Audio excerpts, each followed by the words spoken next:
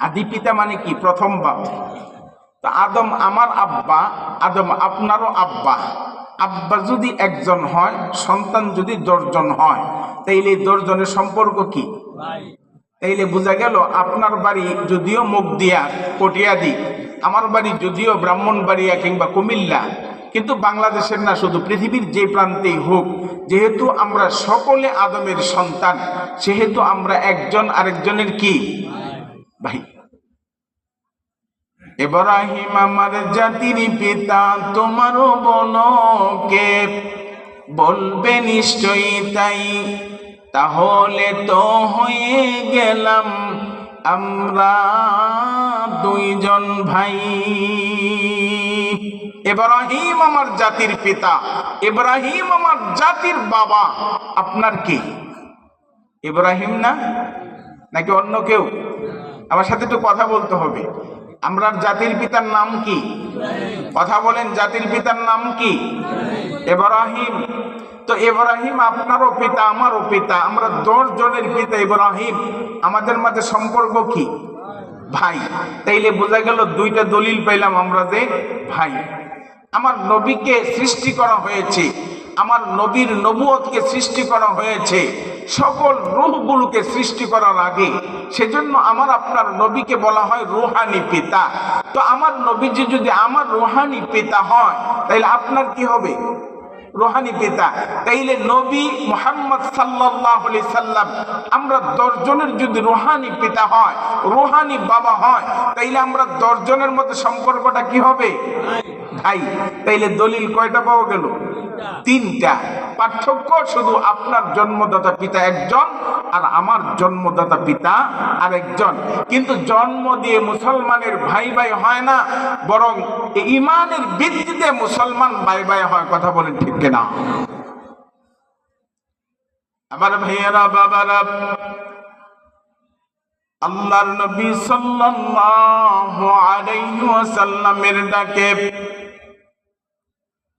বদরের যুদ্ধের মধ্যে সাহাবায়ে কেরাম 313 জন সাহাবী যুদ্ধের ময়দানে অংশগ্রহণ করল।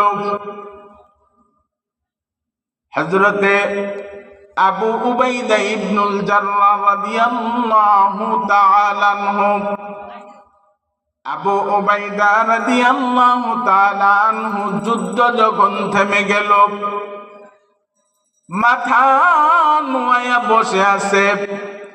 আল্লাহর নবী জিজ্ঞেস করে, ওরে আবু উবাইদা, মুসলমানরা বিজয় হয়েছে, সকলে খুশি, তুমি কেন খুশি না? মাথা নুয়ে রাখছো। হযরত আবু উবাইদা ইবনুল জাররাহ রাদিয়াল্লাহু তাআলা আনহু মাথা তুললেন না, নবীর প্রশ্নের জবাব দিলেন না। আল্লাহর নবী আশ্চর্য হয়ে গেলেন। এমন সময় একজন সাহাবী ডাক দিয়ে কই, ইয়া রাসূলুল্লাহ, ইয়া হাবিবাল্লাহ, ওগো মায়ার নবীজি,